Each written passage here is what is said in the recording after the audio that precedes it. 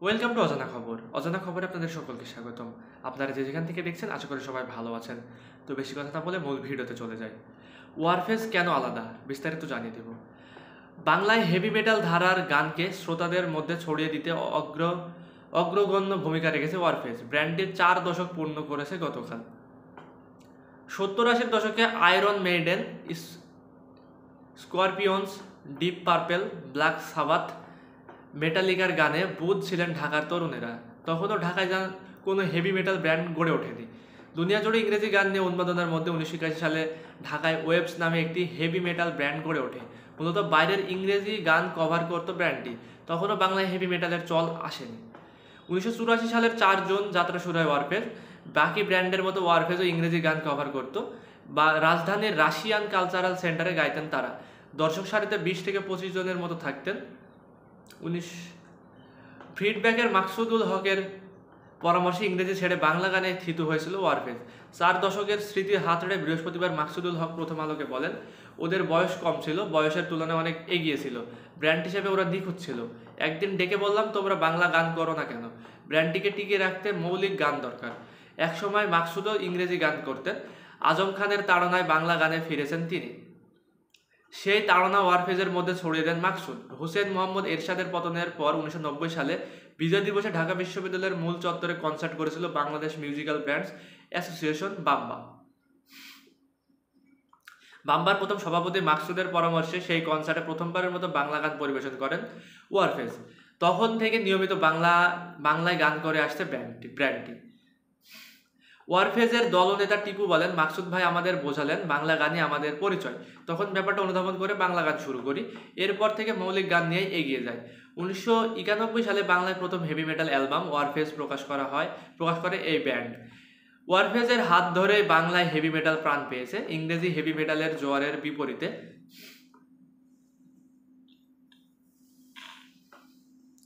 বিপরীতে মানুষের মুখে মুখে বাংলা হেভি মেটাল ছড়িয়েছে। অ্যালবামে বসে আছি, একটি ছেলের মতো গান বাংলা রক সঙ্গীতে নতুন দিশা দিয়েছে। রক সঙ্গীতের গবেষক মিলু আমান প্রথম আলোকে বলেন, তখন আমরা ইংরেজি হার্ড রক, হেভি মেটাল শুনে বেড়ে উঠেছি। সেই সময় বাংলায় হেভি মেটাল পাইনি, ফলে ওয়ারফেজ অ্যালবামটি পেয়ে আমরা আকাশ থেকে পড়েছিলাম। গানগুলোর সাউন্ড ও কথায় নতুন ব্যাপার ছিল। সেই সময় ওয়ারফেজ ছাড়াও হেভি মেটাল চর্চা করেছে রকস্ট্রাটা। ব্র্যান্ডটির প্রথম অ্যালবাম রকস্টারটা প্রকাশিত হয়েছিল 1992 সালে। ইন ঢাকা ও এসএস এর মতো ব্র্যান্ডও হেভি মেটাল গান করেছিল।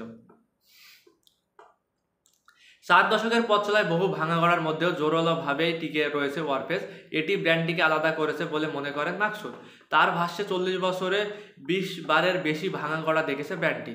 টিপো কমল ব্র্যান্ডটিকে টিকিয়ে রেখেছে। ওয়ারফেজ দেশের সেরা ব্র্যান্ডগুলোর একটি বলেন মাকসুদ। ওয়ারফেজ সময়ের চেয়ে এগিয়ে থাকা ব্র্যান্ড বলা হয়। ওয়ারফেজের দলনেতা শেখ মনিরুল আলম টিপু বলেন, আমরা অ্যাডভান্স মিউজিক করেছি। এই গানটা আজকের জন্য নয়, 20 বছর পরে সেটি সাফল্য পাবে। ভালো কথা ও সুরের গান 100 বছর বেঁচে থাকে। সে দর্শনে এগিয়েছি, গানই আমাদের বাঁচিয়ে রাখবে। অসামাজিক জীবনধারা, ধূসর মানচিত্র, মহারাজ এর মতো প্রতিবাদী গান করেছে ওয়ারফেজ।